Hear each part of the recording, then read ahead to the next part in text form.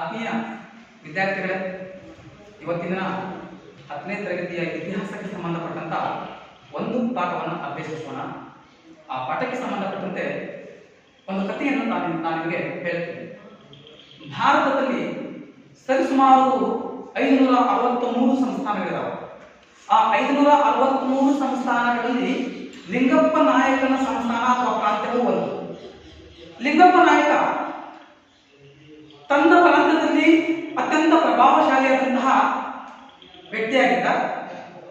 ತನ್ನ ಪ್ರಾಂತ್ಯವನ್ನು ಅತ್ಯಂತ ಸಮೃದ್ಧವಾಗಿ ಸಂಪತ್ತಿನಿಂದ ಕೂಡಿರುವಂತೆ, ಜನರು ಸಹ ಸುಖವಾಗಿರುವಂತೆ ನೋಡ್ಕೊಂಡಿದ್ದ.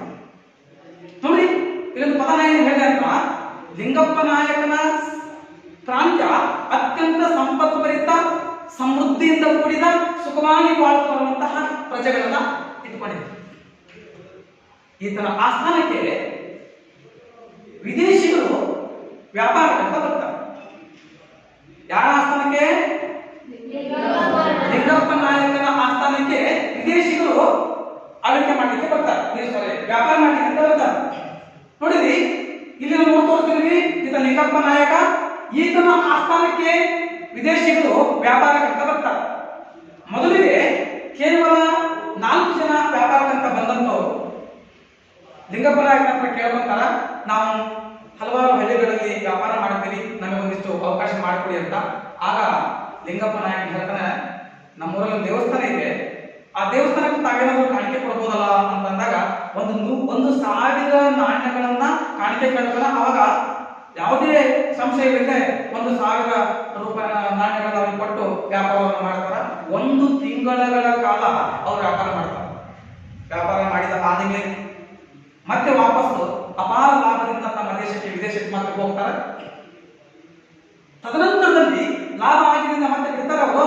ತದನಂತರದಲ್ಲಿ ಮತ್ತೆ 2-3 ತಂಡಗಳು ಕೂಡಿಕೊಂಡು ಮತ್ತೆ ಭಾರತ ದೇಶಕ್ಕೆ, ಅದು ಲಿಂಗಪ್ಪ ನಾಯಕನ ಆಸ್ಥಾನಕ್ಕೆ ಬರ್ತಾರೆ.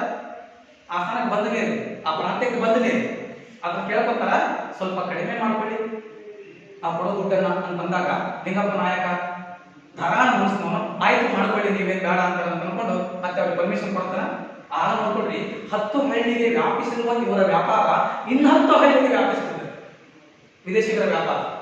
ಮತ್ತೆ 1 ತಿಂಗಳೊಳಗೆ ವ್ಯಾಪಾರ ಮಾಡ್ತಾರೆ, ಅವೆಲ್ಲವನ್ನ ಪೂರ್ಣೀಕರಣ ಮಾಡ್ಕೊಂತಾರೆ, ತಗೊಂಡು ಮತ್ತೆ ವಿದೇಶಕ್ಕೆ ಹೋಗ್ತಾರೆ ಅಪಾರ ಲಾಭದೊಂದಿಗೆ. ಸರಿ, ಲಾಭ ಆಯ್ತು. ಲಾಭ ಆದ್ಮೇಲೆ ಮತ್ತೇನು ಮಾಡ್ತಾರಪ್ಪ ಅಂದ್ರೆ, ಮತ್ತೆ ತಂಡೋಪತಂಡವಾಗಿ ಮತ್ತೆ ಬರ್ತಾರೆ. ಹೆಚ್ಚಿನ ಜನಸಂಖ್ಯೆ. ಎಷ್ಟನೇ ಟೈಮ್? ಈಗ 3ನೇ ಟೈಮ್ ಬರ್ತಾರ. 3ನೇ ಟೈಮ್ ಅಂದಾಗ ನೋಡ್ಕೊಡ್ರಿ, ತಾವು ಬರುವುದರ ಜೊತೆಗೆ ತಮ್ಮ ಸೇನೆಯನ್ನು ತಗೊಂಡ್ಕೊಂಡು ಬರ್ತಾರೆ. ಲಿಂಗಪ್ಪ ನಾಯಕ ಕೇಳ್ಬೋದು, ಯಾಕ್ರೆ ನೀವು ಸೇನೆ ತಗೊಂಡ್ಕೊಂಡು ಬಂದಿರಿ ಅಂತ ಕೇಳಿರ್ಬೋದು ಅನ್ಸುತ್ತೆ. ಕೇಳಿದ್ರು ಸಹ ಉತ್ತರ ಏನ್ ಬರ್ಬೋದಾಗಿತ್ತು ಅಂತಂದ್ರೆ, ನಮ್ಮ ರಕ್ಷಣೆಗೋಸ್ಕರ, ನಾವು ಖರೀದಿ ಮಾಡಿಸುವಂತಹ ವಸ್ತುಗಳ ರಕ್ಷಣೆಗೋಸ್ಕರ ನಾವು ಸೇನೆ ತಗೊಂಡ್ಬಂದೇವೆ ಅಂತ ಹೇಳಿ ಆ ರೀತಿ ಸೇನೆಯನ್ನು ತಗೊಂಡು ಬರ್ತಾರ, ವ್ಯಾಪಾರವನ್ನು ಮಾಡ್ತಾರ. ವ್ಯಾಪಾರ ಮಾಡಿ ವಾಪಸ್ ಹೋಗ್ಬೇಕಲ್ವಾ, ತಮ್ಮ ದೇಶಕ್ಕೆ ಹೋಗ್ಬೇಕಲ್ವಾ.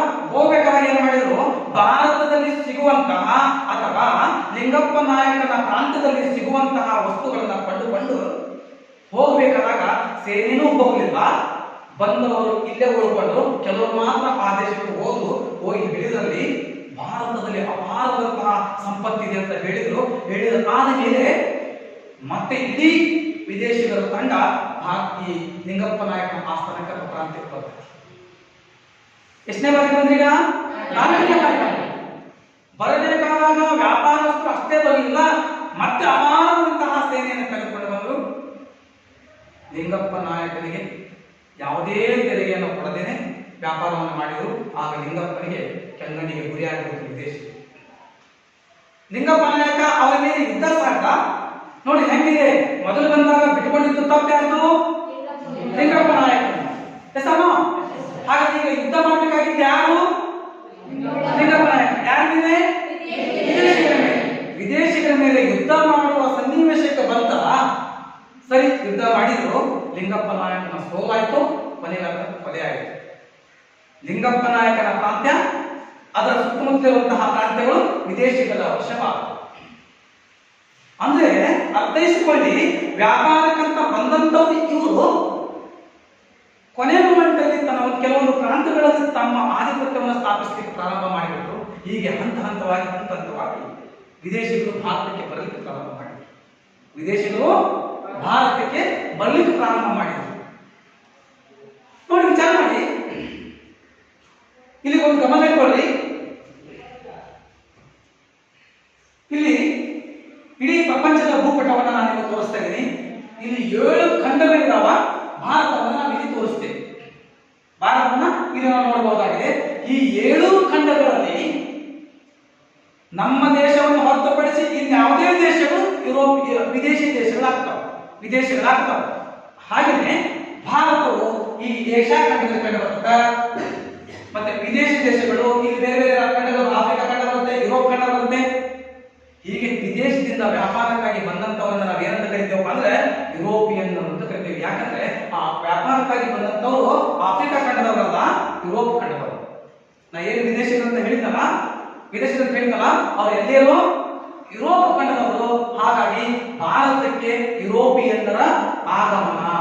ನೆನಪಿರಲಿ, ಭಾರತಕ್ಕೆ ಯುರೋಪಿಯನ್ನರ ಆಗಮನ ಬಂದಿದ್ದು ಯಾವುದಕ್ಕೆ? ಎರಡನೇ ಟೈಮು ವ್ಯಾಪಾರ, ಮೂರನೇ ಟೈಮು ವ್ಯಾಪಾರದ ಜೊತೆಗೆ ಏನ್ ತಗೊಂಡು ಬಂದ್ರು? ಸೈನ್ಯ ತಗೊಂಡು ಬಂದ್ರು. 4ನೇ ಸಲಕ್ಕೆ ಏನ್ ಮಾಡಿದ್ರು?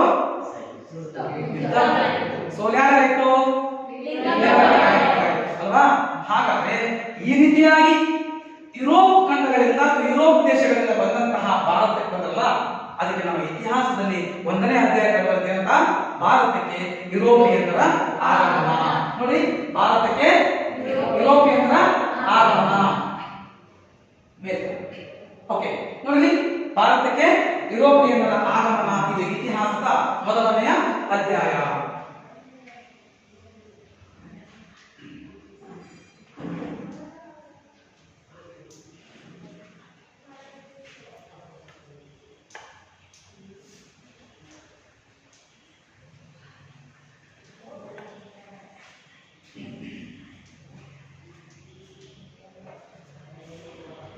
ಓಕೆ, ಇದರ ಈ ಪಾಠದಲ್ಲಿ ನಾವು ಏನೇನು ತಿಳ್ಕೊಳ್ಬಹುದು? ಈ ಅವಧಿಯೊಳಗೆ ನಾವು ಏನೇನು ತಿಳ್ಕೊಳ್ಬಹುದು? ಒಂದು, ಭಾರತವು ಯುರೋಪಿಯನ್ನರೊಂದಿಗೆ ಹೊಂದಿದ್ದ ವ್ಯಾಪಾರ ಮತ್ತು ವಾಣಿಜ್ಯ ಸಂಬಂಧ. 2, ಭಾರತಕ್ಕೆ ವ್ಯಾಪಾರಕ್ಕಾಗಿ ಬಂದಂತಹ ಯುರೋಪಿಯನ್ನರ ಬಗ್ಗೆ ತಿಳ್ಕೊಳ್ಬಹುದು. ಹಾಗೆಯೇ ಯುರೋಪಿಯನ್ನರ ವ್ಯಾಪಾರ ಮಳಿಗೆಗಳ ಬಗ್ಗೆ ತಿಳ್ಕೊಳ್ಬಹುದು.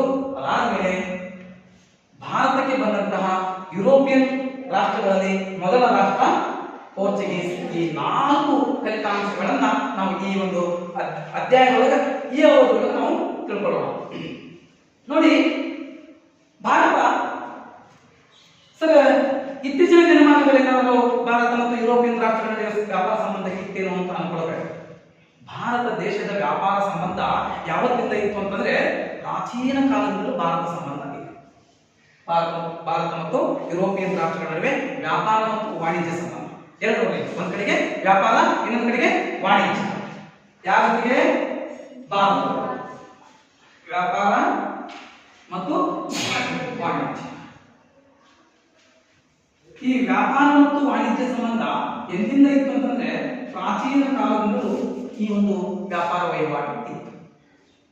ಹಾಗಾದ್ರೆ ಭಾರತದೊಂದಿಗೆ ಯಾಕೆ ವ್ಯಾಪಾರಕ್ಕೆ ಬಂತು ಅಂತಂದ್ರೆ ಭಾರತದಲ್ಲಿ ಸಿಗುವಂತಹ ಸಾಂಬಾರ ಪದಾರ್ಥಗಳಿರ್ತಾವಲ್ಲ, ಆ ಸಾಂಬಾರ ಪದಾರ್ಥಗಳು ಭಾರತದಲ್ಲಿರುವಂತಹ ಇದು ಬಹಳಷ್ಟು ಕ್ವಾಲಿಟಿ ಇರುವಂತಹ, ಶ್ರೇಷ್ಠತೆ ಹೊಂದಿರುವಂತಹ ಸಾಂಬಾರ ಪದಾರ್ಥಗಳಾಗಿದ್ದು ಭಾರತದಲ್ಲಿ ವಿಪುಲ ಪ್ರಮಾಣದಲ್ಲಿ ಈ ಒಂದು ಸಾಂಬಾರ ಪದಾರ್ಥಗಳನ್ನ ಬೆಳೆಯಲಾಗುತ್ತಿತ್ತು. ಈ ಸಾಂಬಾರ ಪದಾರ್ಥಗಳಿಗೆ ವಿದೇಶಗಳಲ್ಲಿ ಹೆಚ್ಚು ಬೇಡಿಕೆ ಇತ್ತು. ನಾನೊಂದು ಸಣ್ಣ ಎಕ್ಸಾಂಪಲ್ ಕೊಡ್ತೀನಿ ನಿಮಗೆ. ನಿಮ್ಮ ಮನೆಯೊಳಗೆ ಸಾಂಬಾರ್ ಮಾಡ್ತೀರಿ, ಸಾಂಬಾರ್ ಏನ್ ಹೆಸರು? ಅದಕ್ಕೆ ಏನ್ ಹಾಕ್ತಾರ? ಪದಾರ್ಥ. ಏನೇನು ಹಾಕ್ಬೋದು ಅಂತಂದ್ರೆ ಯಾಲಕ್ಕಿ, ಲವಂಗ, ಮೆಣಸು, ದಾಲ್ಚಿನ್ನಿ, ಚಕ್ಕೆ, ಶುಂಠಿ, ಹೌದಾ? ಇನ್ನು ಮುಂತಾದ ಸಾಂಬಾರ್ ಪದಾರ್ಥಗಳು ನಾವು ಹಾಕಿದಾಗ ಸಾಂಬಾರ್ ಟೇಸ್ಟ್ ಆಗುತ್ತಾ? ಈ ಉದ್ದೇಶಕ್ಕೋಸ್ಕರನೇ ಯುರೋಪಿಯನ್ ರಾಷ್ಟ್ರಗಳಲ್ಲಿ ಭಾರತದ ಸಾಂಬಾರ್ ಪದಾರ್ಥಗಳಿಗೆ ಹೆಚ್ಚಿನ ಬೇಡಿಕೆ ಇತ್ತು. ಹಾಗಾಗಿ ಭಾರತದಲ್ಲಿ ಬೆಳೆಯುವ ಈ ಸಾಂಬಾರ್ ಪದಾರ್ಥಗಳು ಯುರೋಪಿಯನ್ ರಾಷ್ಟ್ರಗಳಿಗೆ ಹೇಗೆ ರಫ್ತಾಗ್ತಿತ್ತು ಅಂತ ನೋಡ್ತಾ ಹೋದಾಗ ಭಾರತ ನೆಕ್ಸ್ಟ್ ಬೇರೆ. ಓಕೆ, ಇಲ್ಲಿ ನೋಡ್ಕೊಳ್ಳಿ, ಭಾರತವನ್ನು ನಾವು ಇಲ್ಲಿ ಕಾಣ್ತೀವಿ, ಹೌದಾ? ಯುರೋಪಿಯನ್ ರಾಷ್ಟ್ರವನ್ನು ನಾವು ಇಲ್ಲಿ ಗುರುತಿಸ್ತೀವಿ.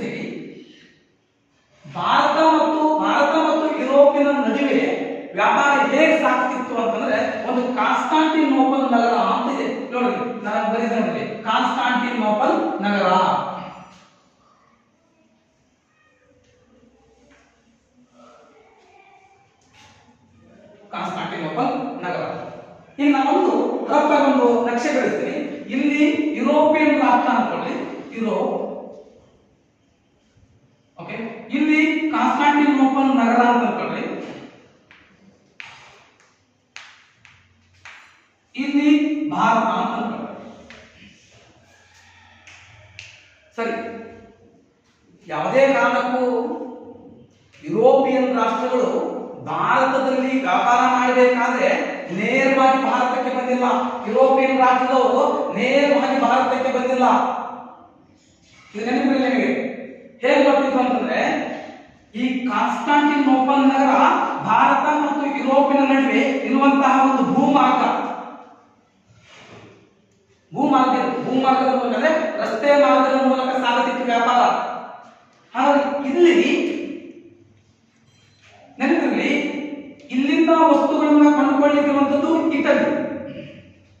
ಹಾಗಾಗಿ ಭಾರತ ಅಂತಂದ್ರೆ ಏಷ್ಯಾ ತಿಳ್ಕೊಂಡ್ಬಿಡಿ, ಏಷ್ಯಾ ಖಂಡದಲ್ಲಿದೆ. ಏಷ್ಯಾ ಭಾಗದಲ್ಲಿ ವಸ್ತುಗಳನ್ನ ಕೊಂಡುಕೊಳ್ಳುವಂಥದ್ದು ಅರಬ್ ಕಂಟ್ರಿಗಳು. ಹೀಗೆ ಅರಬ್ ಕಂಟ್ರಿ, ಅರಬ್ ದೇಶ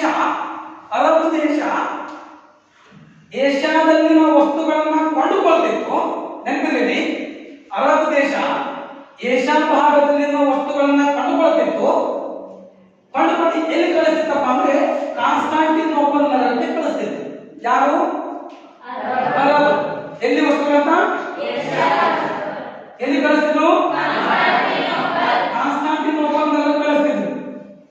ಇಟಲಿ ಏನ್ ಮಾಡ್ತಿತ್ತು ಅಂದ್ರೆ ಕಾನ್ಸ್ಟಾಂಟಿನೋಪಲ್ ನಗರದಲ್ಲಿರುವಂತಹ ವಸ್ತುಗಳನ್ನ ಯುರೋಪಿಯನ್ ರಾಷ್ಟ್ರಗಳಿಗೆ ಹಂಚಿಕೆ ಮಾಡ್ತಾ ಇತ್ತು. ನೋಡಿ ಹೇಗೆ ಅರಬ್ ದೇಶ ಏಷ್ಯಾದಲ್ಲಿನ ವಸ್ತುಗಳನ್ನು ಕೊಂಡ್ಕೊಳ್ತಿತ್ತು, ಅದನ್ನು ಕಾನ್ಸ್ಟಾಂಟಿನೋಪಲ್ ನಗರಕ್ಕೆ ಹಸ್ತಾಂತರಿಸಿತ್ತು, ಇಡ್ತಿತ್ತು. ಇಲ್ಲಿರುವ ವಸ್ತುಗಳನ್ನ ಇಟಲಿ ದೇಶ ಯುರೋಪ್ ರಾಷ್ಟ್ರಗಳಿಗೆ ಮಾರಾಟ ಮಾಡ್ತಿತ್ತು. ಹಾಗಾದ್ರೆ ಅರಬ್ ದೇಶ ಏಷ್ಯಾ ಭಾಗದಲ್ಲಿ ತನ್ನ ಏಕಸ್ವಾಮ್ಯತೆಯನ್ನು ಪಡ್ಕೊಂಡಿದ್ರೆ, ಇಟಲಿ ಯುರೋಪಿನಲ್ಲಿ ತನ್ನ ಏಕಸ್ವಾಮ್ಯತೆಯನ್ನು ಪಡ್ಕೊಂಡಿದ್ದು ವ್ಯಾಪಾರದಲ್ಲಿ. ಏಕಸ್ವಾಮ್ಯತೆ ಅಂದ್ರೆ ಏನು?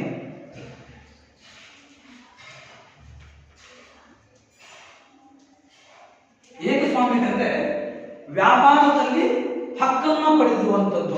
ಒಬ್ಬನೇ ವ್ಯಕ್ತಿ, ಒಂದೇ ರಾಷ್ಟ್ರ ವ್ಯಾಪಾರದಲ್ಲಿ ತನ್ನ ಸ್ವಾಮ್ಯತೆಯನ್ನ, ತನ್ನ ಹಕ್ಕನ್ನ, ಅಧಿಕಾರವನ್ನು ಪಡೆದಿರುವುದಕ್ಕೆ ಏಕಸ್ವಾಮ್ಯತೆ ಅಂತ ಕರಿತೀವಿ. ಹಾಗಾದ್ರೆ ಅರಬ್ ದೇಶ ಏಷ್ಯಾದಲ್ಲಿ ಏಕಸ್ವಾಮ್ಯತೆ ಪಡೆದಿತ್ತು ಅಂದ್ರೆ ಬೇರೆ ಯಾರಿಗೂ ಅವಕಾಶ ಇರಲಿಲ್ಲ, ಇವರನ್ನು ಬಿಟ್ಟು. ಇನ್ನು ನೆಕ್ಸ್ಟ್ ಇಟಲಿ ಹೋಗೋಣ. ಯುರೋಪಿನಲ್ಲಿ ತನ್ನ ಏಕಸ್ವಾಮ್ಯತೆಯನ್ನು ಇಟಲಿ ಪಡ್ಕೊಂಡಿತ್ತು ಅಂತಂದ್ರೆ ಬೇರೆ ಯಾವ ದೇಶದಲ್ಲಿಗೂ ಯುರೋಪಿನಲ್ಲಿ ಏಕಸ್ವಾಮ್ಯತೆಯನ್ನು ಪಡೆಯಲಿಕ್ಕೆ ಸಾಧ್ಯ ಆಗಲಿಲ್ಲ. ಹಾಗಾಗಿ ಅತ್ಯಂತ ಹೆಚ್ಚು ಲಾಭವನ್ನ ಇಟಲಿ ಪಡೆದಿತ್ತು, ಅತ್ಯಂತ ಲಾಭವನ್ನ ಅರಬ್ ದೇಶಗಳು ಪಡ್ಕೊಂತಿದ್ವು. ಇದನ್ನು ಮನಗಂಡಂತಹ ಅಟೋಮನ್ ಟರ್ಕ್, ಅಟೋಮನ್ ಈಗ ನಾವು ತುರ್ಕಿಸ್ತಾನ್ ಅಂತ ಕರಿತೀವಿ. ಆ ಅಟೋಮನ್ ಟರ್ಕ್ ಏನ್ ಮಾಡ್ತಾರಪ್ಪ ಅಂದ್ರೆ ಈ ಕಾನ್ಸ್ಟಾಂಟಿನೋಪಲ್ ನಗರವನ್ನ ಇಲ್ಲಿ ಅಟೋಮನ್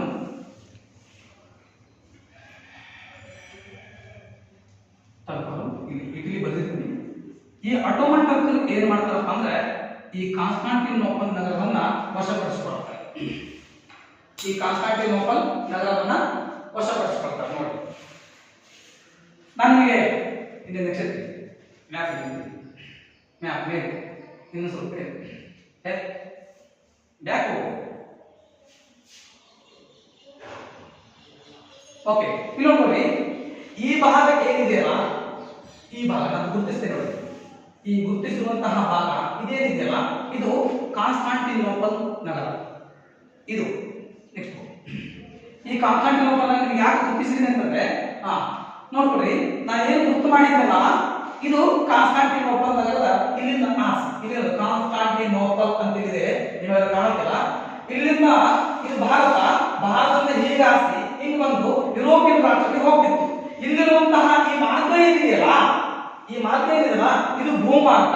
ಭಾರತದಿಂದ ಯುರೋಪ್ ರಾಷ್ಟ್ರಗಳಿಗೆ ಹೋಗ್ಲಿಕ್ಕೆ, ಭಾರತದಿಂದ ಯುರೋಪ್ ರಾಷ್ಟ್ರಗಳಿಗೆ ಹೋಗ್ಲಿಕ್ಕೆ ಇರುವಂತದ್ದು ಇದಿಷ್ಟೇ ನೋಡಿ, ಇದಿಷ್ಟೇ ಭೂಮಾರ್ಗ.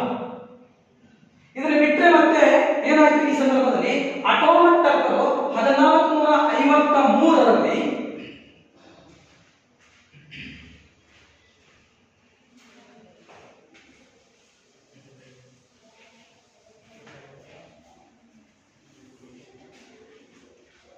1453ರಲ್ಲಿ ಅಟೋಮನ್ ಕರ್ತರು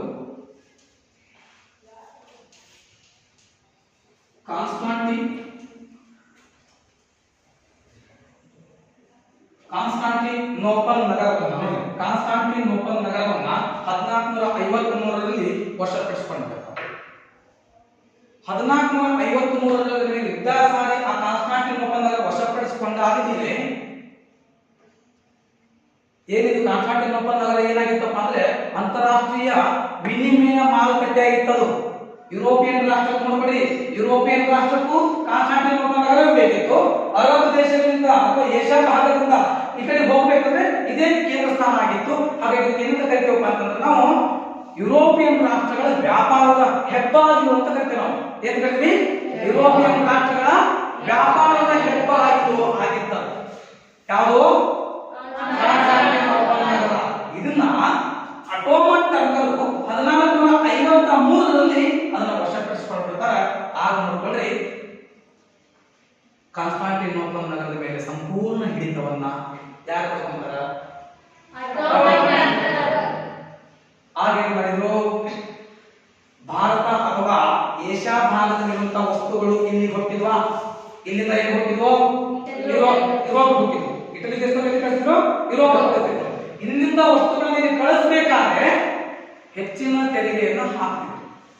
ಯಾವಾಗ ಅಟೋಮನ್ ಟರ್ಕರು ಹೆಚ್ಚಿನದಂತಹ ತೆರಿಗೆ ಹಾಕಲಿಕ್ಕೆ ಪ್ರಾರಂಭ ಮಾಡಿದ್ರು, ಈ ಅರಬರಿಗೆ ಮತ್ತು ಇಟಲಿಯ ವರ್ತಕರಿಗೆ ಲಾಭ ಆಗುತ್ತಾ ನಷ್ಟ ಆಗುತ್ತಾ? ನಷ್ಟ ಆಗುತ್ತೆ. ಆಗ ನಷ್ಟ ಹೆಚ್ಚಾದಾಗ ಅನಿವಾರ್ಯವಾಗಿ ಯುರೋಪಿನ ಪ್ರಮುಖ ರಾಷ್ಟ್ರಗಳಾಗಿರುವಂತಹ ಸ್ಪೇನ್, ಪೋರ್ಚುಗಲ್ ಮತ್ತು ಡಚ್ ಮಾಡ್ತಾರೆ. ಹೇಗಾದ್ರೂ ಮಾಡಿ ಭಾರತದೊಂದಿಗೆ ವ್ಯಾಪಾರ ಮಾಡಲೇಬೇಕು ಅಂತ ಅನ್ಕೊಂಡಾಗ ಏನ್ ಮಾಡ್ತಾರೆ ಅಂತಂದ್ರೆ ಇದನ್ನ ಬಿಟ್ಟು ಈಗ ಭಾರತ ಯಾವ ಮಾರ್ಗ? ಜಲಮಾರ್ಗದ ಮೂಲಕ ಭಾರತಕ್ಕೆ ವ್ಯಾಪಾರಕ್ಕೆ ಬರ್ತಾರೆ. ಇಲ್ಲಿ ನೋಡಿ ತೋರಿಸ್ತೀವಿ ನೋಡಿ. ಇಲ್ಲಿ ನಾವು ನೋಡಬೇಕಾಗಿತ್ತು ಯುರೋಪ್ ರಾಷ್ಟ್ರ ಅಂತ ಇದೆ.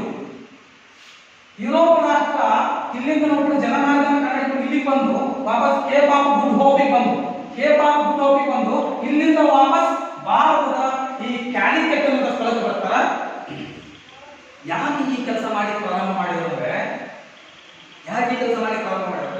ಭಾರತದೊಂದಿಗೆ ವ್ಯಾಪಾರ ಸಂಬಂಧವನ್ನ ಹೆಚ್ಚಿಸಿಕೊಳ್ಳಬೇಕು, ಇಲ್ಲಿ ಸಿಗುವಂತಹ ವಿಪುಲ ಪ್ರಮಾಣದ ಸಂಪತ್ತನ್ನು ತೆಗೆದುಕೊಂಡು ಹೋಗಬೇಕನ್ನುವಂತಹ ಉದ್ದೇಶದಿಂದಾಗಿ ಮತ್ತೆ ಹೆಚ್ಚು ಲಾಭ ಸಿಗ್ತಕ್ಕಂಥ ಉದ್ದೇಶದಿಂದಾಗಿ ಆ ಕಾರ್ಯವನ್ನು ಪ್ರಾರಂಭ ಮಾಡ್ತಾರೆ. ಸರಿ, ಓಕೆ. ಈ ರೀತಿಯಾಗಿ ಪ್ರಾರಂಭ ಆಗಬೇಕಾಗುತ್ತೆ. ಏನು ಸಮುದ್ರದ ಹೋಗೋದಂತ ಕಾಲದ ಬದಲು ಮಾಡಿರಿ, ಏನು ಹೊಳೆಯಲ್ಲಿ ಹೋದಂಗ ಅಥವಾ ಅಣೆಕಟ್ಟಿನಲ್ಲಿ ಹೋದಂಗ ಅಲ್ಲ. ಸಮುದ್ರದ ಪ್ರಯಾಣ ಸುಲಭವಲ್ಲ. ಇವತ್ತೆಲ್ಲ ನಮ್ಮ ಕಡೆಗೆ ನಾವು ಮೊಬೈಲ್ನಲ್ಲೇ ಹಿಡ್ಕೊಂಡು ಇಲ್ಲಿಂದ ಅಮೆರಿಕಕ್ಕೆ ಹೋಗ್ಬೇಕು ರೂಟ್ ತೋರಿಸ್ತೈತಿ. ಇವತ್ತು ಆ ಟೆಕ್ನಾಲಜಿ ಮುಂದೋಗಿದೆ. ಅವತ್ತು ಅದ್ಯಾವ ಟೆಕ್ನಾಲಜಿಯೂ ಇರಲಿಲ್ಲ, ಅದ್ಯಾವ ತಂತ್ರಜ್ಞಾನವೂ ಇರಲಿಲ್ಲ. ಅಂತಹ ಸಂದರ್ಭದಲ್ಲಿ ಅವರಿಗೆ ಅನುಕೂಲ ಆಗಿರುವಂಥದ್ದು ಏನಪ್ಪಾ ಅಂತಂದ್ರೆ ಇಲ್ಲಿ ನೋಡ್ಕೊಳ್ಳಿ, ಸಮುದ್ರಯಾನ ಮಾಡಬೇಕು. ಈಗ ನಿಮಗೆ ನೆನಪಿರಲಿ, ನಾನು 110 ಕಿಲೋಮೀಟರ್ ಸಮುದ್ರದಲ್ಲಿ ಪ್ರಯಾಣ ಮಾಡಿದ್ದೀನಿ. ನಾನು ಬಾಂಬೆ ಹೈ ಅಂತ ಪ್ರದೇಶ ಇದೆ. ಮುಂಬೈಯಿಂದ 110 ಕಿಲೋಮೀಟರ್ ಹೋದ್ರೆ ಬಾಂಬೆ ಹೈ ಬರುತ್ತೆ. ಅದು ಪೆಟ್ರೋಲಿಯಂ ಉತ್ಪನ್ನ ಮಾಡುವಂಥದ್ದು. ನಾನು ಅಲ್ಲಿವರೆಗೆ ಪ್ರಯಾಣ ಮಾಡಿದ್ದೀನಿ. ಹೆಚ್ಚು ಕಮ್ಮಿ ಒಂದು 40-50 ಕಿಲೋಮೀಟರ್ ಹೋದ್ಮೇಲೆ ಭೂ ಪ್ರದೇಶಕ್ಕೆ ನಾವು ದೂರ ಆದಾಗ ನಾವು ಯಾವ ದಿಕ್ಕಿನಲ್ಲಿ ಹೊಂಟೇವೆ ಅಂತ ನಮಗೆ ಗೊತ್ತಾಗುತ್ತೆ. ಮತ್ತಿನ್ನ 1000-2000 ಕಿಲೋಮೀಟರ್ ದೂರ ಹೋದಾಗ ಇನ್ನು ಯಾವ ದಿಕ್ಕಿನಲ್ಲಿ ಹೋಗ್ಬೇಕು ದೇವರಿಗೆ ಗೊತ್ತೇ ಆಗೋದಿಲ್ಲ. ಅಂತಹ ಸಂದರ್ಭದೊಳಗೆ ಅವರಿಗೆ ಸಹಾಯ ಆಗಿದ್ದು ಯಾವುದಪ್ಪ ಅಂದ್ರೆ ಮೊಟ್ಟ ಮೊದಲನೇದು ದಿಕ್ಸೂಚಿ. ಯಾವುದು? ದಿಕ್ಸೂಚಿ. ಸಮುದ್ರಯಾನಕ್ಕೆ ನೆರವಿಗೆ ಬಂದ ವೈಜ್ಞಾನಿಕ ಆವಿಷ್ಕಾರಗಳಲ್ಲಿ ಬಂದಾಗ ಒಂದನೇದು ದಿಕ್ಸೂಚಿ. ಎರಡನೇದು ಆಸ್ಟ್ರೋಲೋಬ್ ಅಂತ ಬಂದಿದೆ ನೋಡಿ. ಆಸ್ಟ್ರೋಲೋಬ್ ಅಂತ ಹೇಳಿ ಎರಡನೇ ಪಾಯಿಂಟ್. ಏನಿದು ಆಸ್ಟ್ರೋಲೋಬ್? ನಿಮಗೆ ಸಮುದ್ರದ ಭಾಗಗಳಲ್ಲಿ ವಾಸ ಮಾಡುವುದು ಕೇಳಬೇಕು ನೀವು. ಹುಣ್ಣಿಮೆ ದಿನ ಸಮುದ್ರ ಉಕ್ಕುತ್ತದೆಯೋ ಅಥವಾ ಅಮಾವಾಸ್ಯೆ ದಿನ ಸಮುದ್ರ ಉಕ್ಕುತ್ತದೆಯೋ ಅಂತ. ಸಮುದ್ರದ ತೆರೆಗಳು ಹೆಚ್ಚು ಬರ್ತವೆ ಯಾವ ಸಂದರ್ಭದಲ್ಲಿ? ಅಮಾವಾಸ್ಯೆನ ಹುಣ್ಣಿಮೆ ಅಂತ ಬೆಳೆದಾಗ ಹುಣ್ಣಿಮೆಯ ದಿನ ಸಮುದ್ರದ ಅಲೆಗಳು ಹೆಚ್ಚು ಬರ್ತಾ ಇರ್ತಾವೆ. ರಭಸವಾಗಿ ಭೂಭಾಗಕ್ಕೆ ಅಪ್ಪಳಿಸ್ತಾ ಅಪ್ಪಳಿಸ್ತಿದ್ದಾವೆ. ಕಾರಣ ಗುರುತ್ವಾಕರ್ಷಣ ಬಲದಿಂದಾಗಿ ಆ ರೀತಿಯಾದಂತಹ ಒಂದು ಸಮಸ್ಯೆ ಉಂಟಾಗುತ್ತೆ. ಹಾಗಾಗಿ ಅದನ್ನ ಹೆಂಗೆ ತಿಳ್ಕೊಳ್ಬೇಕು ನಾವು? ಅಮಾವಾಸ್ಯೆ ಇದೆ ಅಥವಾ ಸಮುದ್ರದ ಅಲೆಗಳು ರಭಸವಾಗಿದೆ ಮತ್ತು ಸೂರ್ಯ ಮತ್ತು ಚಂದ್ರ ಮತ್ತು ಭೂಮಿಯ ನಡುವಿನ ಆ ಗ್ರಹಣಗಳನ್ನು ತಿಳ್ಕೊಳ್ಳಿಕ್ಕೆ ಗೊತ್ತಾಗಬೇಕಲ್ವಾ?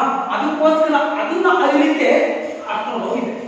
ಇದು ಸಮುದ್ರ ಪರ್ಯಟನೆ ಮಾಡುವವರಿಗೆ, ಸಮುದ್ರಯಾನ ಮಾಡುವವರಿಗೆ ಇವತ್ತಿಗೂ ಅವಶ್ಯಕತೆ ಇರುವುದು ಅರ್ಥಗಳು ಅಂಡ್ ದಿಕ್ಸೂಚಿ. ಸರಿ, ಸಮುದ್ರಯಾನ ಮಾಡಲಿಕ್ಕೆ ಇವೆರಡು ದಾರಿ, ಇದು ವೈಜ್ಞಾನಿಕವಾಗಿ. ಮತ್ತೊಂದಿದೆ ಸಿಡಿಮದ್ದು.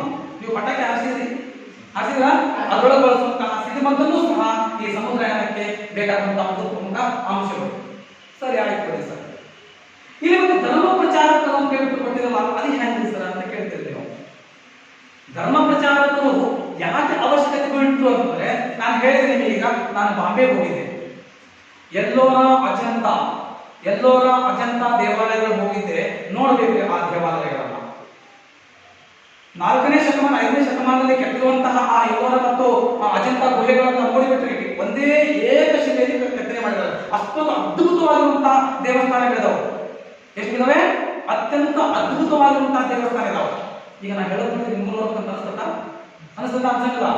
ಹಾಗೇನೆ ತಮ್ಮ ಧರ್ಮವನ್ನ ಪ್ರಚಾರ ಮಾಡಲಿಕ್ಕೆ ಅಂತ ಏನ್ ಭಾರತಕ್ಕೆ ಬಂದಿದ್ರಲ್ಲ, ಭಾರತದಲ್ಲಿರುವಂತಹ ಸಂಪತ್ತು ಸಮೃದ್ಧಿಯನ್ನ ಅರಿತುಕೊಂಡು ಆ ದೇಶಕ್ಕೆ ಹೋಗಿ ಹೇಳಿದ್ರು. ಅದಕ್ಕೋಸ್ಕರ ಭಾರತಕ್ಕೆ ಅವರು ಬಂದರು.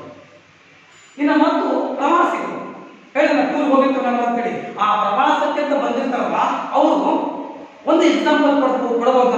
ರೀಸೆಂಟ್ ಆಗಿ ಎಕ್ಸಾಂಪಲ್ ಅಂತಂದ್ರೆ, ನಿಮ್ಗೆ ವಿಜಯನಗರ ಸಾಮ್ರಾಜ್ಯ ತಗೋತಿರ್ಬೇಕಲ್ಲ. ವಿಜಯನಗರ ಸಾಮ್ರಾಜ್ಯದಷ್ಟು ಸಂಪತ್ಭರಿತವಾದಂತಹ ಸಾಮ್ರಾಜ್ಯ ಇಡೀ ಈ ಜಗತ್ತಲ್ಲೇ ಇಲ್ಲ ಅಂತ ನಿಕೋಲೋ ಕೋಟಿ ಒಂದು ಕಡೆ ಹೇಳ್ತಾರಲ್ಲ. ಇಂತಹ ಸಂಪತ್ಭರಿತ ಸಾಮ್ರಾಜ್ಯವನ್ನ ನನ್ನ ಚರಿತ್ರೆಯಲ್ಲಿ ನೋಡಿಲ್ಲ ಅಂತ, ಅಷ್ಟೊಂದು ಸಂಪತ್ಭರಿತ ಸಾಮ್ರಾಜ್ಯವನ್ನ ವರ್ಣನೆ ಮಾಡ್ತಾರಲ್ಲ.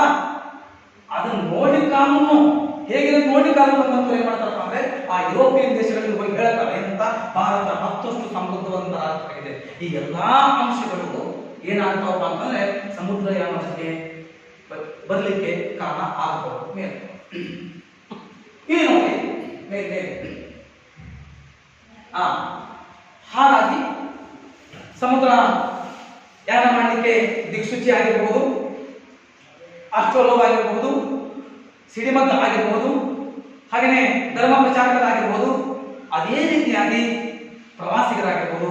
ಈ ಏನು 5 ಅಂಶಗಳನ್ನ ಪ್ರೇರೇಪಿತಗೊಂಡಂತಹ ರಾಷ್ಟ್ರಗಳು ಏನ್ ಮಾಡಿದ್ರೆ ನಾವಿಕರನ್ನ ಹುಡುಕ್ಲಿಕ್ಕೆ ಪ್ರಾರಂಭ ಮಾಡಿದ್ರು. ಸಮುದ್ರದಾಗ ಹೋಗ್ಬೇಕಲ್ಲ, ಎಂತ ನಾವಿಕರು ಬೇಕು ಅಂದ್ರೆ ಸಾಹಸಿ ನಾವಿಕರು ಬೇಕು. ಎಂತ ನಾವಿಕರು ಬೇಕು? ಸಾಹಸಿ ನಾವಿಕರು ಬೇಕು. ಯಪ್ಪ ನಾವಲ್ಲಪ್ಪ ಅಂತ ಹೇಳ್ಬಿಟ್ಟು ಇದಕ್ಕೆ ಹೋಗಲ್ಲ, ಅವರಿಗೆಲ್ಲ ಅದು ನಡೆದಿರುತ್ತಲ್ಲ. ಯಾಕಂದ್ರೆ 1 ದಿನ 2 ದಿನ 1 ತಿಂಗಳು 2 ತಿಂಗಳು 1 ವರ್ಷ ಅಲ್ಲ, ಸುಮಾರು ವರ್ಷಗಳ ಸಮಯ ತೆಗೆದುಕೊಂಡಂತೆ ಭಾರತಕ್ಕೆ ಬರಬೇಕು ಅಂತಂದ್ರೆ, ಸಮುದ್ರ ಮಾರ್ಗಕ್ಕೆ ಕಂಡು ಹಿಡಿಬೇಕು ಅಂತಂದ್ರೆ ಹೋಗ್ತಾ ಹೋಗ್ತಾ ನಿಮ್ಗೊಂದು ನೆನಪಿರಲಿ, ಕೊಲಂಬಸ್ ಅನ್ನುವಂತ ಒಬ್ಬ ಅಮೆರಿಕವನ್ನ ಕಂಡಿದಂತವ್, ಕೊಲಂಬಸ್ ಅಮೆರಿಕ ಕಂಡಿದ್ದವು ನೆನಪಿರಲಿ, ಹೇಳ್ತೀನಿ. ತನ್ನ ರಾಷ್ಟ್ರದಿಂದ ಸಮುದ್ರ ಭಾರತಕ್ಕೆ ಬರ್ಬೇಕಂತ ಬಂದವನು, ಭಾರತಕ್ಕೆ ಸಮುದ್ರ ಮಾರ್ಗ ಕಂಡು ಹಿಡಿಬೇಕಂತ ಬಂದವನು ಬರ್ಬೇಕಂತ ಸಂದರ್ಭದಲ್ಲಿ ತನ್ನ ದಿಕ್ಕು ಬದಲಾಯಿಸ್ಬಿಡ್ತದೆ, ಕವರ್ ಮಾಡಿಬಿಡ್ತಾನೆ. ಆ ತನ್ನ ದಿಕ್ಕು ಬದಲಾಯಿಸಿ ಕಡೆ ಹೋಗುತ್ತೆ, ಅಮೆರಿಕಕ್ಕೆ ಹೋಗುತ್ತೆ. ಅಮೆರಿಕವನ್ನು ತಲುಪ್ತಾನೆ. ಆ ನೋಡಿ ಅಮೆರಿಕ ಕಂಡಿಡಿದು ಕೊಲಂಬಸ್. ಅದಕ್ಕೆ ಭಾರತವನ್ನು ಕಂಡುಹಿಡಿಯಲಿಕ್ಕೆ ಆಗಲಿಲ್ಲ. ಕೊನೆಯ ಮೂಮೆಂಟ್ ಬಂದವರು ಯಾರಪ್ಪ ಅಂದ್ರೆ ವಾಸ್ಕೋ ಡಿ ಗಾಮ. ಯಾರು ಬಂದು ಭಾರತಕ್ಕೆ? ವಾಸ್ಕೋ ಡಿ ಗಾಮ. ನೆನಪಿರಲಿ, ಪೋರ್ಚುಗಲರ ನಾವಿಕ, ಪೋರ್ಚುಗಲರ ನಾವಿಕ ವಾಸ್ಕೋ ಡಿ ಗಾಮ, ಪೋರ್ಚುಗಲರ ನಾವಿಕ.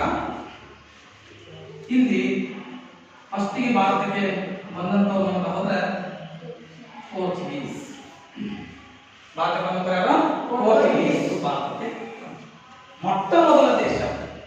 ಭಾರತಕ್ಕೆ ಪಾದಾರ್ಪಣೆ ಮಾಡಿದ ಯುರೋಪಿಯನ್ ದೇಶಗಳಲ್ಲಿ ಪೋರ್ಚುಗಲ್ ಮೊದಲನೇ ದೇಶ. ಭಾರತವನ್ನ ತ್ಯಜಿಸಿ ಭಾರತ ದೇಶ 1947 ಆಗಸ್ಟ್ 15ಕ್ಕೆ ಸ್ವತಂತ್ರ ಸಿಕ್ಕ ಮೇಲೆ ಮತ್ತೊಂದು ದಶಕಗಳ ಕಾಲ ಭಾರತದಲ್ಲಿ 1-2 ದಶಕಗಳ ಕಾಲ ಇದ್ದು ಇವರನ್ನು ಮನೆ ಹೋಗೋರು ಯಾರಪ್ಪ ಅಂದ್ರೆ ಪೋರ್ಚುಗೀಸ್. ಭಾರತದ ಮೊದಲ ಪಾದಾರ್ಪಣೆ ಪೋರ್ಚುಗೀಸ್, ಕೊನೆಗೆ ಕಾಲ್ಕಿತ್ತವರು ಪೋರ್ಚುಗೀಸ್. ನೋಡಿ ಎಷ್ಟು ಚೆನ್ನಾಗಿದೆ. ಯುರೋಪಿಯನ್ ರಾಷ್ಟ್ರಗಳು ಭಾರತಕ್ಕೆ ಪಾದಾರ್ಪಣೆ ಮಾಡಿದ್ರಲ್ಲ, ಮೊದಲ ದೇಶ ಪೋರ್ಚುಗೀಸ್. ಒಂದು ಚಿಕ್ಕ ರಾಷ್ಟ್ರ, ಪೋರ್ಚುಗಲ್ ಚಿಕ್ಕ ರಾಷ್ಟ್ರ ಭಾರತದಲ್ಲಿ ನೆಲೆಯೂರ್ತು ಸ್ವತಂತ್ರಗೊಂಡ ಮೇಲೆ 1-2 ದಶಕಗಳ ಕಾಲ ಆಗಿತ್ತು.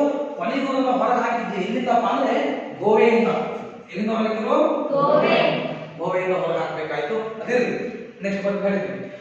ಈ ವಾಸ್ಕೋ ಡಿ ಗಾಮ 1498ರಲ್ಲಿ ನೋಡಿ 1498ರಲ್ಲಿ ಲಿಸ್ಬನ್ ನಿಂದ ಹೊರಟು. ಎಲ್ಲಿಂದ ಹೊರಟು?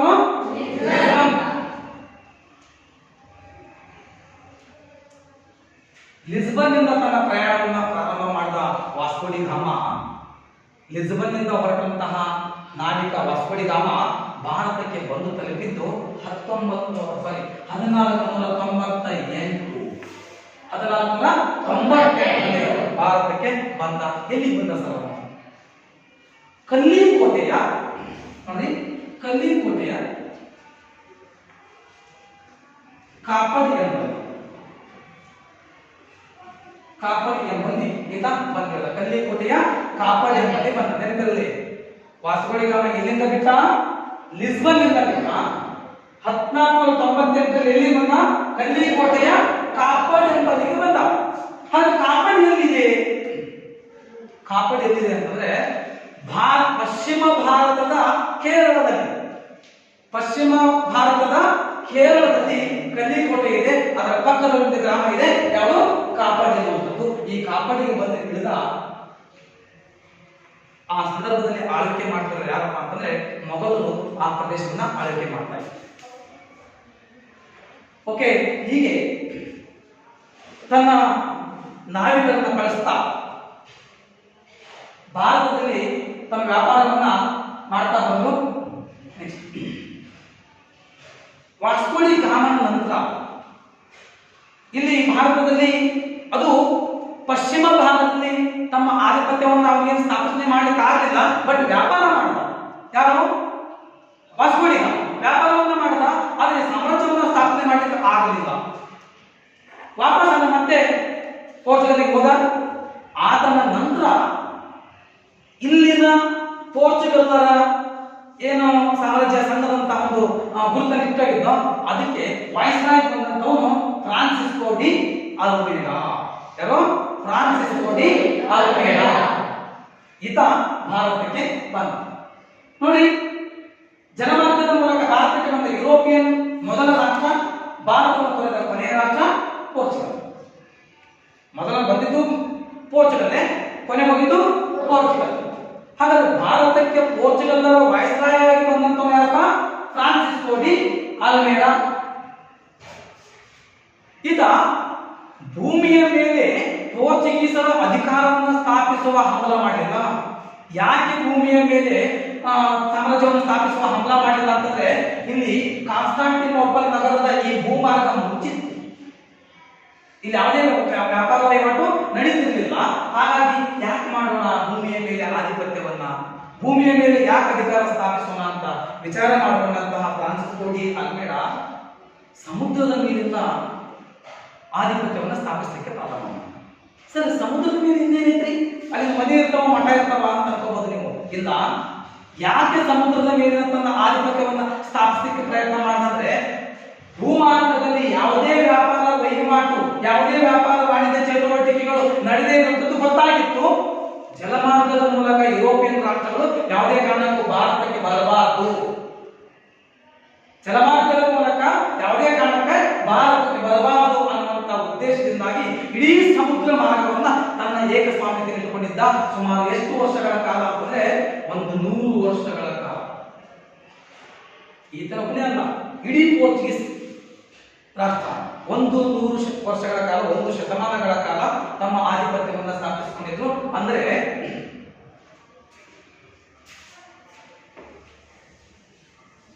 ನೋಡಿ, 1498ರಿಂದ 1598 ಹೆಚ್ಚು 100 ವರ್ಷಗಳು ಈ ಅವಧಿಯವರೆಗೆ. ಕೊನೆಗೆ ಏನಾಯ್ತು ಅಂತಂದ್ರೆ, ತದನಂತರ ಏನಾಯ್ತು ಅಂದ್ರೆ 1600ರಲ್ಲಿ ಒಂದು ಘಟನೆ ಸಂಭವಿಸುತ್ತೆ, ಅಂತ ಹೇಳ್ತೀನಿ ನೋಡಿ.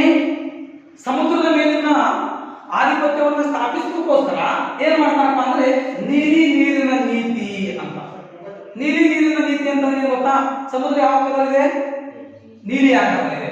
ನೀಲಿ ಆಕಾರದಲ್ಲಿರೋದ್ರಿಂದಾಗಿ ನೀಲಿ ನೀರಿನ ನೀತಿ ನೋಡಿ, blue water policy, blue water policy ಎನ್ನುವಂತ ಒಂದು ನೀತಿಯನ್ನು ಜಾರಿಗೆ ತಗೊಂಡ್ಬರ್ತಾನ.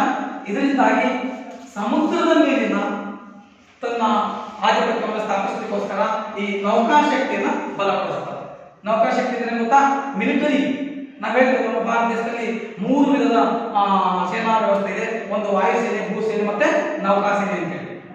ಈತ ಮಾಡೋದು ಯಾವಪ್ಪ ಅಂದ್ರೆ ನೌಕಾಶಕ್ತಿ.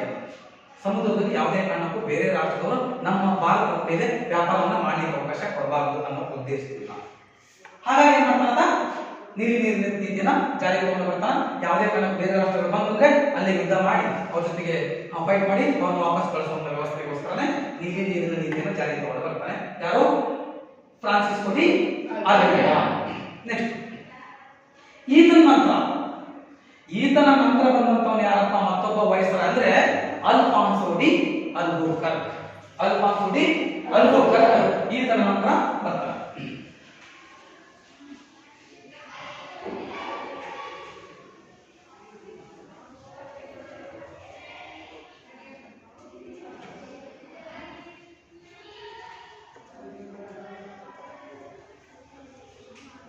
ಅಲ್ಫಾನ್ಸೋ ಡಿ ಅಲ್ಬುಕರ್ಕ್ ಭಾರತಕ್ಕೆ ವಾಯ್ಸ್ರಾಯ್ ಆಗಿ ಬರ್ತಾನೆ. ಯಾರ ನಂತರ? ಫ್ರಾನ್ಸಿಸ್ಕೋ ಡಿ ಅಲ್ಮೇಡಾ ನಂತರ ಭಾರತಕ್ಕೆ ಬರ್ತಾನೆ. ನೋಡಿ, ಈತ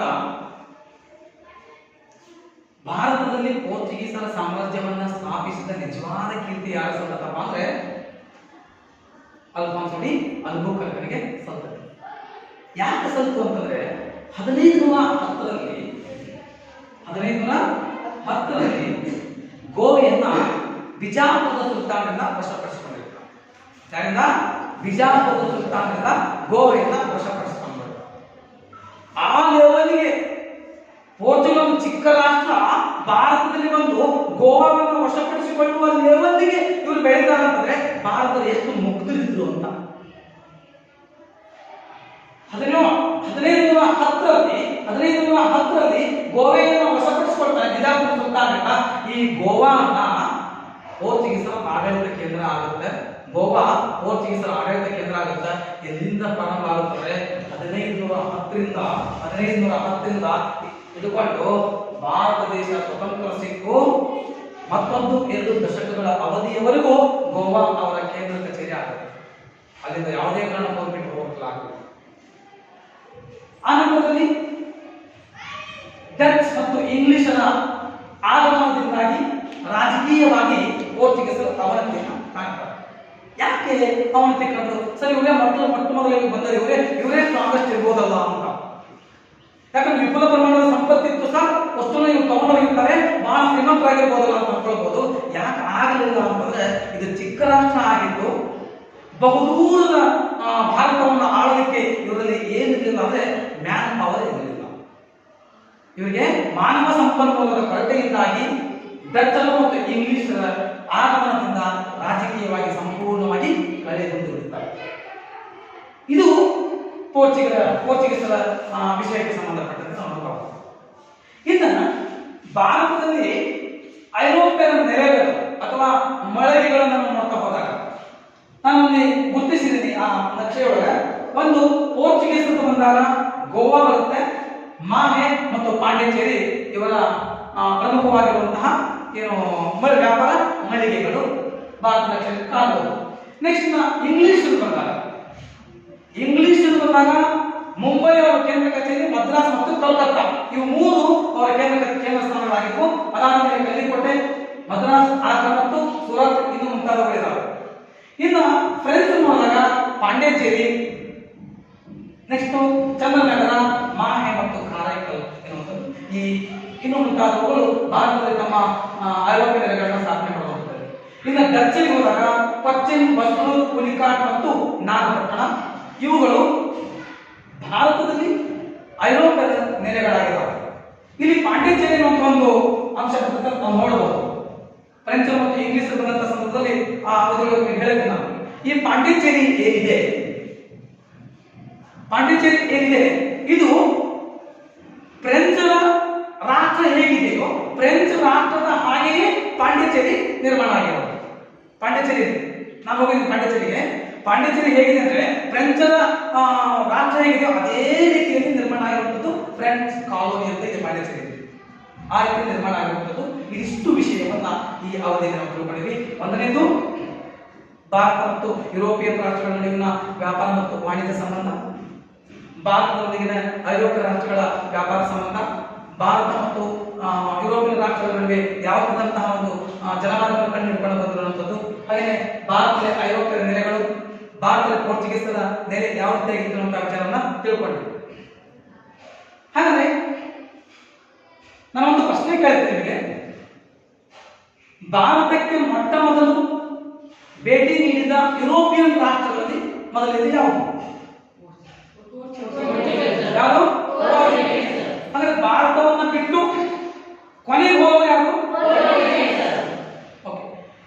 ನೆಕ್ಸ್ಟ್, ಭಾರತಕ್ಕೆ ಜಲಮಾರ್ಗವನ್ನು ಕಂಡುಹಿಡಿಯಲಿಕ್ಕೆ ಪ್ರಾರಂಭ ಮಾಡಿದ ಮೊದಲ ದೇಶ ಯಾವುದು? ಪೋರ್ಚುಗೀಸ್.